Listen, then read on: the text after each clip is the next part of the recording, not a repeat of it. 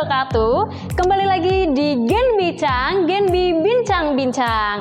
Nah, perkenalkan dulu nih, saya Ayu Mujanti, dan saat ini sudah ada narasumber kita yang luar biasa. Siapa lagi kalau bukan Bu Lisa Devi Dian Arifia, SPSI dan MPSI atau psikologi ya, intinya gitu. Dan beliau itu merupakan salah satu dosen dari IAIN Pekalongan yang mengampu mata kuliah psikologi nih. Oke, ini kita langsung aja kali ya Bu ya. Ini ada beberapa pertanyaan nih. Tapi sebenarnya sebelum kita lanjut ke pertanyaan nih, ini kita akan ngebahas mengenai tentang mental health. Jadi tuh kira-kira di masa pandemi kayak gini tuh mental health tuh gimana sih? Dan mungkin untuk sebagian orang tuh udah paham sih mental health tuh kayak gimana. Cuman kan mungkin hanya lihat di browsing aja, tapi bukan dari istilahnya sumber yang kredibel gitu. Nah sekarang nih Genbi itu mendatangkan ya kan yang sudah ada sumber kredibel nih gitu. Oke, lanjut aja nih ya untuk pertanyaannya nih Ibu Lisa. Sebentar, tapi Ibu Lisa apa kabar nih hari ini? Alhamdulillah luar biasa. Alhamdulillah baik ya Bu, semoga selalu baik, selalu sehat, selalu menyenangkan ya Bu, karena ini Jangan lupa tersenyum. Iya siap, karena Bu Lisa ini memang salah satu dosen yang menyenangkan untuk anak-anaknya, mantap pokoknya. Nah oke, lanjut, ini dia Bu, kira-kira nih ada pertanyaan nih, kira-kira sebenarnya itu kesehatan mental itu apa sih? Oke, kesehatan mental itu memang kita sering ya, mentalmu sehat enggak? Kita merasa kadang orang itu merasa kalau dirinya sehat, dirinya baik-baik saja, ternyata dia mengalami gangguan. Kesehatan mentalnya adalah kita itu tidak terganggu secara fisik, secara psikologis. Nyata kita merasa sehat secara fisik, secara batin, secara lahir kita sehat. Itu yang dinamakan dengan kita orang-orang yang benar-benar sehat secara mental dan secara psikologis. Jadi tidak terpengaruh oleh gangguan-gangguan, tidak lagi sedih, tidak lagi memendam sesuatu. Nah itu baru dinyatakan kita itu benar-benar sehat. Tapi kan tidak mungkin kita kalau tidak punya masalah itu kan kita tidak mungkin, setiap manusia pasti akan punya masalah. Pasti. Nah caranya bagaimana supaya kita itu tetap punya masalah, melewati semuanya, tetapi kita dalam keadaan baik-baik saja. Oh iya, oke. Berarti intinya kesehatan mental itu bagaimana cara kita itu bisa punya solusi baik untuk diri kita ketika kita punya masalah gitu. Dan cara menghadapinya tuh harus yang sehat gitu ya Bu, nggak langsung ada masalah terus kita ke obat di mana gitu kan gitu ya Bu ya. Iya, tidak lari ke atau kita tidak memendam. Berarti harus curhat gitu ya Bu. Kita itu punya masalah tetapi kita hanya diem saja. Kemudian itu yang akibatnya akan mengakibatkan penyakit-penyakit yang akhirnya psikosomatis. Akhirnya kita punya penyakit nggak bisa tidur. Terjadi gangguan tidur pada psikologis kita. Kalau tidak kita terjadi gangguan tidur sehari nggak masalah. Kalau gangguannya ini sudah berminggu-minggu, akhirnya 1 bulan ini kita nggak bisa tidur gitu. Pada siang kita tidak tidur, malam juga nggak bisa. Kan berarti ada sesuatu yang mengganggu. Nah ini harus diselesaikan. Nah ini berarti kita akan mengalami sesuatu yang memang harus dicarikan solusi. Atau kita tiba-tiba kalau orang anak-anak remaja sekarang bilangnya apa ya? Bad mood, galau gitu Bu, galau. Saya galau. Kalau sehari galau nggak masalah gitu. Tapi kalau galau terus akhirnya teman-temannya jadi teman sasaran nih. Iya. Kayak gitu. Ini yang memang kita harus preventif, kita harus tahu ini tuh ternyata saya punya gangguan seperti ini gitu. Harus cari solusi ke ahlinya. Harus ke ahlinya gitu ya Bu ya. Nah kalau misalnya nih Bu, kira-kira di mental health itu di masa pandemi kayak gini tuh kan jadi banyak orang yang ekstrovert, contohnya kayak saya ya Bu ya. Jadi ekstrovert tuh kan harusnya sosialisasi ke orangnya banyak gitu. Tapi tiba-tiba ketika pandemi harus benar-benar di rumah, harus PPKM, harus nggak boleh kesana kesini, harus dibatasin, dan jadinya tuh kayak mental health-nya tuh gimana ya?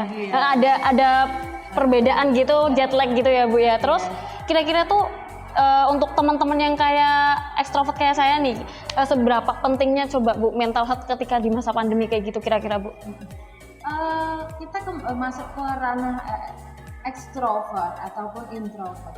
Orang-orang ekstrovert ini bukan berarti orang yang tidak bisa menyendiri ya. Orang-orang ekstrovert ini bukan berarti dia harus kesana kemari ketemu dengan orang yang banyak, terus tidak ya. Gitu.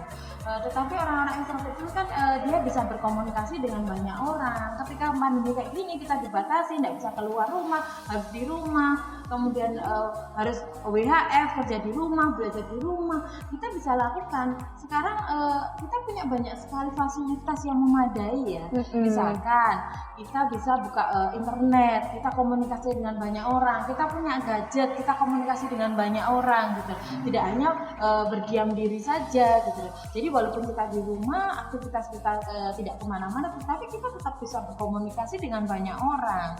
Nah, dari situ untuk orang-orang ekstrovert itu untuk menyalurkan keinginannya untuk selalu bertemu dengan orang lain, bisa video call, bisa melalui media-media Zoom. Nah, dari situ akhirnya tersalur gitu loh. Jadi tidak harus ketemu dengan banyak orang gitu, enggak.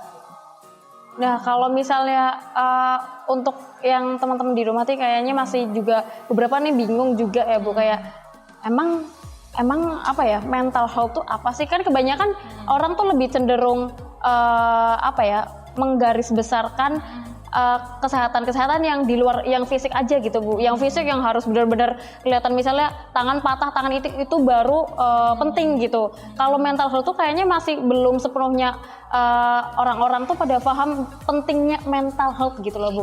Kira-kira tuh biar ini teman-teman semua bisa tahu tuh mental health tuh penting. Biasanya tuh kita nih Bu, kalau yang remaja tuh sering banget kalau misalnya dia salah nih, tapi tiba-tiba bilangnya pas kita merasa aduh kok kamu bilangnya gitu, tapi dianya malah bilang baper kamu kayak gitu. Nah itu tuh apa ya, menurut saya tuh mungkin dia belum tahu pentingnya mental health itu seperti apa gitu Bu. Coba Bu dijelaskan gitu Bu. Oke, mental health yang membuat mental health itu sendiri sebenarnya siapa? Kita sendiri. Yang membuat kita sendiri. Nah itu dimulai dari mana? Kita harus merubah mindset. Kita itu ketika kita punya masalah, sebenarnya solusi terbesar ke siapa? Ke kita sendiri. Jadi ketika kita ini menjadi seorang problem solving yang baik gitu. Jadi sebenarnya yang kita butuhkan ke orang lain ini kan teman curhat. Ini hanya sebagian curhatnya. Tapi keputusan terakhir kan kita harus bisa ngambil keputusan sendiri. Nah, ketika kita punya masalah, kita punya sesuatu yang menimpa kita, coba merenung dulu. Nah, kita selesaikan pelan-pelan. Kita bisa mencari solusi di situ. Saya yakin sebenarnya memang solusinya bukan ke orang lain, kita sendiri itu seorang problem solver yang baik gitu loh. Kita bisa menyelesaikan. Cuman kan selama ini remaja-remaja nggak tahu itu. Taunya teman curhat A, curhat B, curhat C. Ternyata setelah curhat, temennya yang dicurhat ini bukan seorang psikolog yang baik. Iya, betul. Curhat lagi. Jadi ini kan sebuah permasalahan yang panjang gitu. Tapi kan dari sini bukan berarti kalau kita nggak usah curhat dong begitu. Boleh kita curhat. Yang jelas harus ada orang yang dipercaya. Kemudian jangan terlalu membagi masalah pada satu orang saja.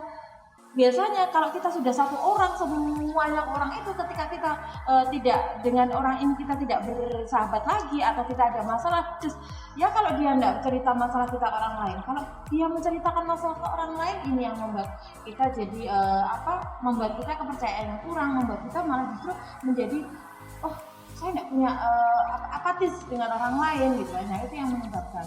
Jadi kita bisa cerita ke orang lain, tapi hanya poin-poinnya aja. Kita poin-poinnya. Karena setiap manusia itu selalu ada sisi tertutup ya. Ada tertutup yang memang tidak mungkin orang lain ini tahu gitu. Nah, makanya untuk menjaga itu, ketika kita punya masalah satu, coba cerita ke orang lain. Nah, kemudian yang kedua, kita tetap harus punya solusi sendiri. Ya. Cerita ke orang lain tadi tidak lebih, pokoknya orangnya harus dipercaya ya. Gitu. Kemudian kita punya solusi sendiri.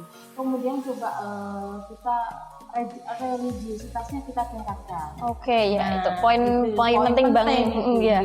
Jadi kita itu satu religiositas ini yang memang kita harus tingkatkan pertama. Jadi kita mau minta apapun itu jangan minta pada orangnya dulu.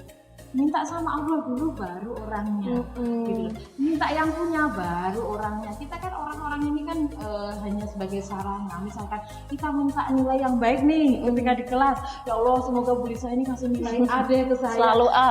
Jangan minta ke Bu Lisanya dulu. Ya Allah mudah-mudahan mata kuliah ini saya dapat nilai baik, ya Allah kasih nilai baik.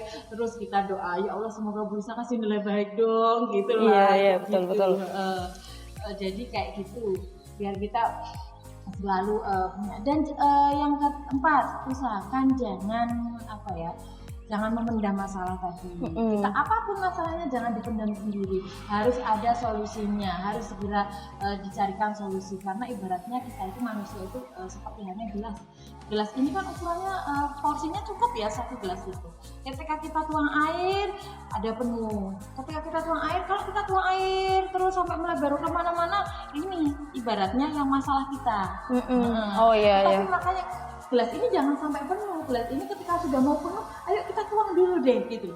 Atau kita dibuang kemana deh biar ini tuh kita ini tetap sehat gitu loh. Jadi gelas ini biar tetap utuh menjadi gelas, tidak airnya tidak kemana-mana, tidak pencemaran lingkungan. Nah itu. Nah karena kapasitas kita ini terbatas, itu yang perlu kita sadari.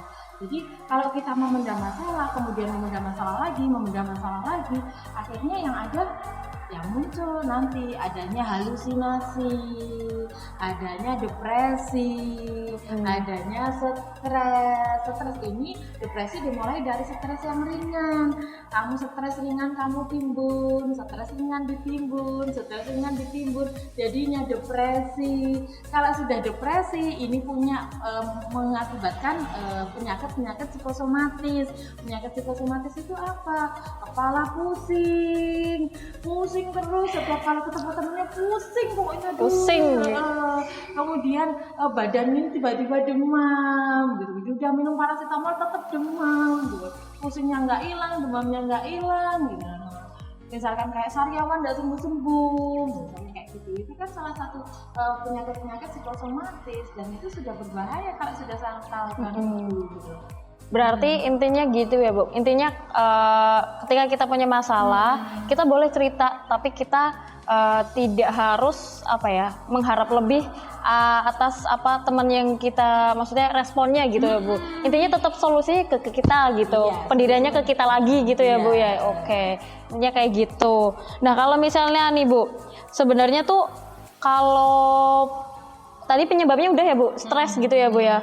Tapi kalau misalnya gejala-gejalanya tuh kira-kira ada sendiri nggak sih Bu? Maksudnya bisa yang dilihat secara kasat mata gitu loh Bu. Gejala-gejala yang orang nih mental health nih kena nih gitu. Itu gimana nih Bu? Kira-kira kayak apa gitu Bu? Oke, gejala jadi kelihatan dari luar itu biasanya orang-orang yang terkena mental health itu biasanya mulai menjauhi dari lingkungan pergaulan. Yang kemarin dia bisa bergaul dengan enak, tiba-tiba tidak mau bergaul. Kemudian ada rasa kesedihan yang berkepanjangan. Jadi merasa sedih terus, nggak berhenti. Bu, saya ini kan sering datang kok, kayaknya saya jadi baper terus, nggak sembuh-sembuh, sudah dikasih solusi tetap baper. Nah itu mulai dia menjauhi dari lingkungan, nggak mau bergaul, atau dia merasa nangis, pengen nangis sendiri. Kenapa ya saya itu tiba-tiba kok pengennya nangis saja, kayak gitu. Padahal nggak ngapa-ngapain juga. Kalau perempuan mungkin ada ya, kadang-kadang ada siklus menstruasinya gitu. Tapi kan kita bisa, saya nggak lagi menstruasi juga, tapi kok kayaknya bawaannya nggak senang aja. Iya. Nah, itu kan akhirnya muncul hal kayak gitu. Oke, tapi kalau misalnya orangnya itu memang introvert gitu Bu, memang yang anti sosial gitu, itu kan susah Bu melihat keadaannya dia baik atau enggak gitu Bu. Kalau orang ekstrovert istilahnya orang yang biasa bersosialisasi, bulan kemarin dia masih ikut ABC, tapi entah kenapa suatu hari ada musibah, tiba-tiba di bulan berikutnya dia nggak ikut apa-apa, tiba-tiba menghilang, nggak ada kabar dan lain sebagainya, itu masih bisa terdeteksi gitu ya Bu intinya. Tapi kalau introvert itu gimana Bu? Ini bagaimana mencari celah itu begitu Bu? Kita ke orang-orang introvert ya. Kalau extrovert kan kelihatannya mudah itu, orangnya nyaman, enak untuk bergaul. Gitu. kita garis bawahi. Kalau tadi Mbak Dwi bilang Mbak Ayu. Mbak Ayu bilang katanya orang Antisosial. Orang introvert ini bukan orang antisosial. Iya. Orang introvert ini bukan orang-orang antisosial, juga dia bukan orang yang selalu menarik diri dari lingkungan, gitu.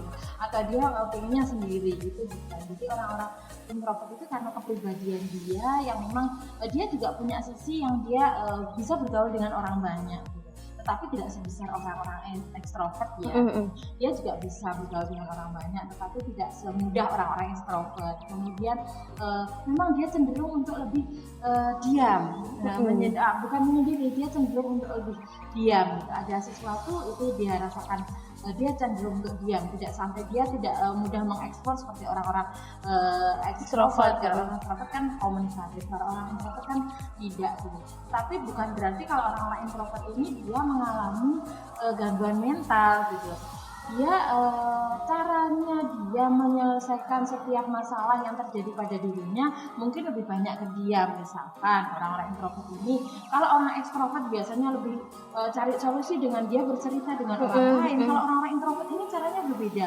Mungkin dia nulis diary, dia nulis buku, dia tuangkan ke hal-hal yang lain gitu loh. Jadi bukan hal-hal yang pengen mengekspor dia, tidak. Biasanya orang-orang introvert itu gitu. Makanya biasanya memang kecenderungan untuk adanya orang-orang introvert sama orang extrovert itu hampir sama kena gangguan mentalnya gitu. Cuman kalau orang introvert mungkin dia lebih diem ya. Iya, lebih diem. Tapi bukan berarti kalau dia kena gangguan mental juga enggak. Kalau dia bisa menyelesaikan setiap problem yang ada, misalkan ketika dia punya masalah dia nulis, punya masalah dia bercerita gitu. Kemudian mungkin dia kalau punya masalah dia bisa melamun mencarikan solusi atas permasalahannya gitu.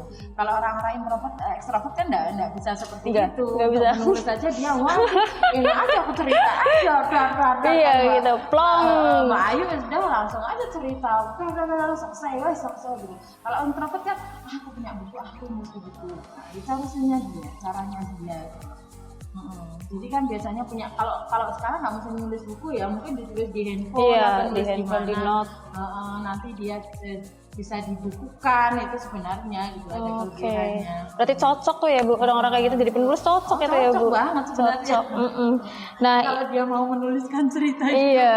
Kalau ceritanya ternyata menarik dibukukan itu iya cocok itu. Nah, kira-kira Bu, tadi kan kita sudah membahas tuh yang mental health untuk para ekstrovert dan introvert itu istilahnya garis besar secara umum nih.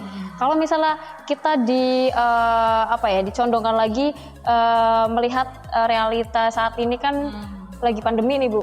Itu pasti orang ekstrovert, introvert sedang semuanya mau nggak mau ya sama rata gitu kan, harus di rumah semua gitu-gitu. Dan cemasnya juga sama gitu, kecemasannya juga sama, yaitu sama-sama cemas. Apa kabar Indonesia yang COVID-19-nya gimana sudah sampai kemana-kemana dan jadinya cemas untuk ketika mau belanja ini ada yang berlebihan kayak gitu kan Bu pasti. Nah itu kira-kira kayak saya pribadi itu biasanya memang tiba-tiba parno Bu. Jadi kalau misalnya aduh mau kesini nih tapi ada ini nih terus habis itu pulang sudah cuci tangan udah ini udah itu tapi tetap aja kayak aduh nggak yakin nih gitu. Terus kira-kira gimana caranya supaya menghilangkan rasa cemas yang terlalu berlebihan gitu Bu. Mungkin kalau standarnya saya mungkin masih garis wajar mungkin ya, masih ringan-ringan. Tapi untuk beberapa orang lainnya mungkin kan ada yang sampai benar-benar kayak depresi mungkin gitu, saking ini nggak bisa kesini, mau kesini tapi takut ini, apalagi yang di daerah-daerah yang zona merah gitu loh Bu, kayak Jabodetabek gitu. Itu caranya gimana Bu biar mengatasi cemas yang berlebihan gitu Bu? Pasti setiap orang ini akan mengalami habit yang baru, kebiasaan baru, dari kebiasaan yang lama kemudian harus berubah menjadi kebiasaan pandemi gitu. Mulai harus di rumah kan, kemudian pekerjaan semua di rumah. Padahal bekerja di rumah itu tidak senyaman ketika bekerja di kantor gitu. Di rumah harus adaptasi dengan anak-anak juga gitu. Jadi semua orang mengalami hal yang sama, mengalami stres itu. Nah, kita akan kembali lagi. Ternyata adanya pandemi itu membuat orang menjadi kecemasannya berlebihan. kita seharusnya yang pertama yang kita lakukan memang kita harus paham ini kita memang ada habit. Sebenarnya habit itu kalau kita pahamkan sebenarnya setiap orang dengan habit baru itu selalu beradaptasi. Iya, betul. Bagaimana orang ini bisa beradaptasi gitu ya. Jadi kita pahami karena kita memang harus pandemi kita harus beradaptasi di rumah. Nah, adaptasi ini yang memang tiap orang berbeda-beda. Ada orang yang mungkin mudah untuk beradaptasi, ada orang yang sulit untuk beradaptasi, memerlukan waktu. Memerlukan waktu ini akhirnya membuat orang ini muncul kecemasan. Seharusnya kita sadari, kita memang pandemi, gitu. Jadi kita harus bekerja dari rumah. Kemudian yang kedua kita persiapkan. Seperti hanya kita buat suasana pekerjaan di rumah itu seperti hanya suasana di kantor misalkan kita harus persiapkan juga dengan ruangan, kemudian harus safety dengan keluarga juga. Kemudian ketika kita harus keluar rumah kita juga harus seharusnya tidak berlebihan ya, artinya kita harus safety juga ketika keluar rumah berarti harus bersih-bersih memang kondisinya seperti itu gitu. Nah, kalau beberapa orang, kalau tadi Mbak Ayu bilang, Mbak Ayu mungkin tidak seberapa cemas gitu. Ada orang yang memang benar-benar parno gitu. Bahkan bukan hanya kalian yang ini, saya juga pernah parno juga dengan keadaan ini gitu loh. Cuman saya harus terapi diri saya sendiri juga. Nah, bahwasanya kita tidak boleh seperti ini, tidak boleh berlebihan. Kita kembalikan ke Allah. Ternyata Allah itu yang memberikan pandemi seperti ini. Kita harus lebih, kita cari sisi-sisi positif di mana kita bisa lebih dekat dengan keluarga. Waktu kita dengan keluarga lebih banyak. Kita pikirkan lagi sisi-sisi positif yang membuat kita bahagia deh. Misalnya kalau di rumah irit bensin Iya betul. Walaupun kuota meningkat gitu, tapi untung ada bantuan kuota ya, maksudnya kayak gitu. Jadi kita cari sisi positif yang membuat kita ini memang benar-benar senang gitu. Coba kalau kita keluar rumah panas butuh outfit gitu loh, outfit yang bagus untuk kita gitu. Kalau di rumah dengan baju tidur misalkan, nah ini kan membuat kita menjadi sisi positif kita kan meningkatkan imun juga, kita akan bahagia dengan itu gitu loh. Nah, kemudian setelah kita pandemi kita sudah mulai ini, coba kita balik ke sekarang kayak kita tawarin ke mahasiswa, ayo kita offline, mahasiswa ganti, enggak mau Bu, enakan online karena sudah PW. Kita namanya manusia itu seperti itu, butuh habit, karena habit ini merubah habit ini tidak semudah kita membalikkan tangan begini saja, harus butuh sebuah proses. Makanya kemarin mahasiswa juga, ayo kita berangkat ke kampus lagi dengan protokol prokes kesehatan gitu.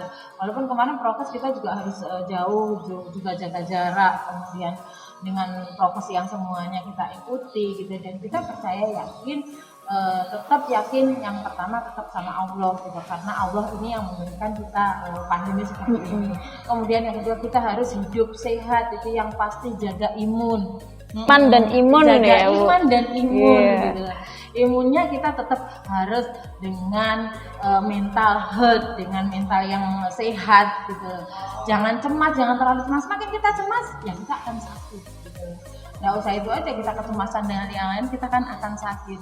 Walaupun parno-parno, ini tenggorokan saya kok kayaknya ini ya gitu loh. Jangan-jangan saya ini kena COVID nih, tenggorokan sudah mulai sakit-sakit. Padahal sebelumnya radang tenggorokan itu tenang, minum hangat, misalkan minum suplemen, minum vitamin, terus kemudian kita tidur yang cukup, kemudian makan yang banyak gitu kan, kekebalan tubuh kita ditingkatkan. Kita bahagia dulu, buka internet, tertawa dengan teman-teman yang lain gitu.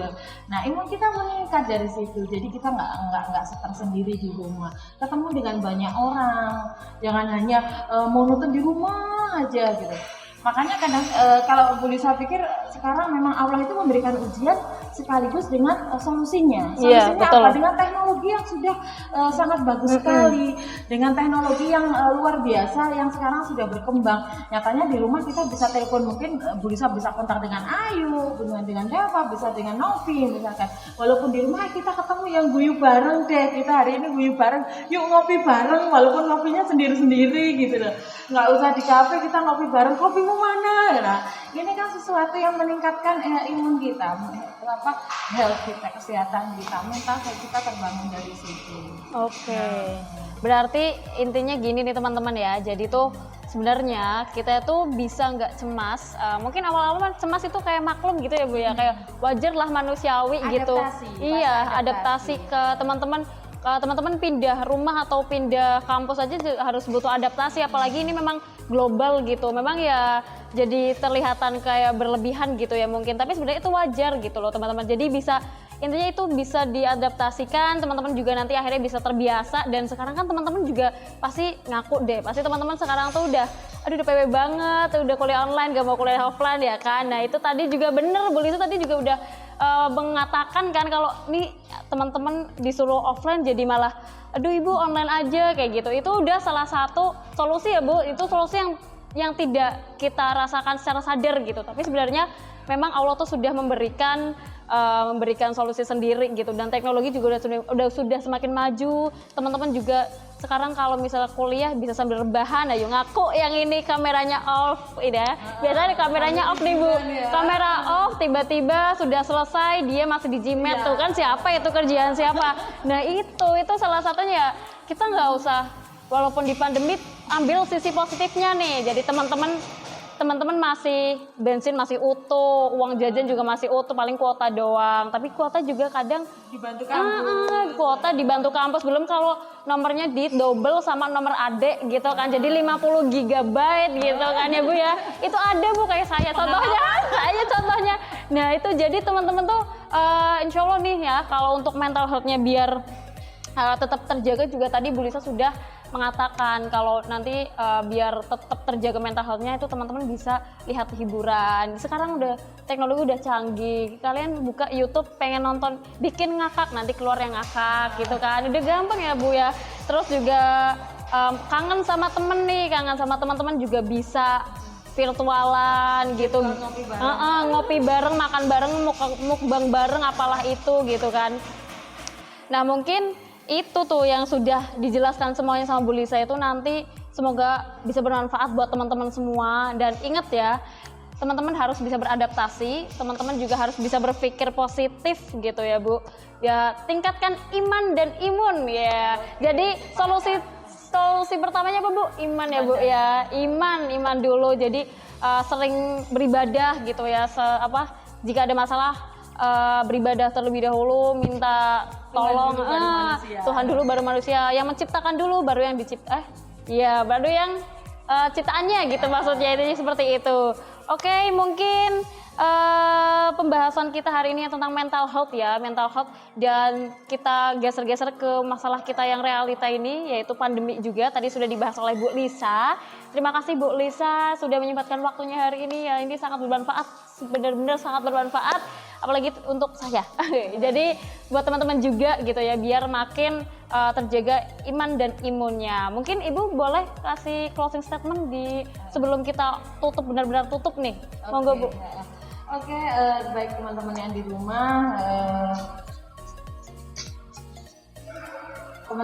rumah, maupun Mbak Ayu, kemudian Mas Java gitu ya. Oke, memang mental health itu sangat penting sekali.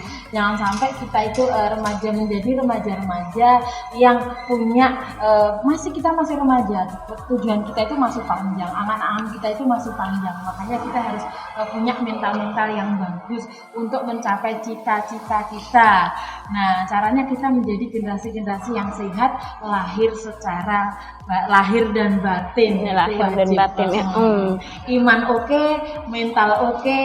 Nah, asa, harapan tercapai semuanya. Amin ya robbal alamin. Amin paling banyak, amin paling serius ya teman-teman. Oke, mungkin itu saja pertemuan dari atau podcast kita hari ini yang mengenai mental health. Sekali lagi terima kasih kepada Ibu Lisa sudah meluangkan waktunya untuk ilmunya kepada kita semua pada hari ini. Semoga teman-teman juga bisa menyerap ilmu yang banyak juga, dan mental health teman-teman juga semakin meningkat begitu ya, dengan baik begitu. Dan jangan lupa buat teman-teman semua untuk klik like dan subscribe, terus share ke sebanyak-banyak mungkin biar makin banyak viewersnya dan makin banyak likes-nya. Oke, mungkin itu aja dari podcast kita hari ini. Wabillahi taufik wal hidayah. Wassalamualaikum warahmatullahi wabarakatuh.